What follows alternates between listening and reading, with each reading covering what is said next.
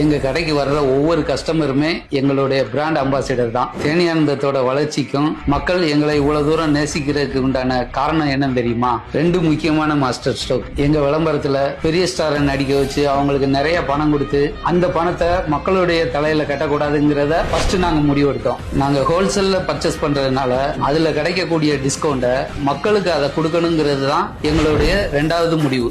நீங்க நல்லா பாத்தீங்கன்னா தெரியும், மற்ற கடைகளோட தேனியானந்தத்துல விலை குறைவா தான் இருக்கும். ஏன்னா நாங்க கொடுக்கக்கூடிய குவாலிட்டி, சர்வீஸ், பிரைஸ் இது எல்லாம் கஸ்டமருக்கு கிடைச்சிருச்சு அப்படின்னாக்க அவங்க குடும்பத்துல நிறைய பேர்கிட்ட போய் சொல்லுவாங்க, அவங்க நண்பர்கிட்டையும் போய் சொல்லுவாங்க.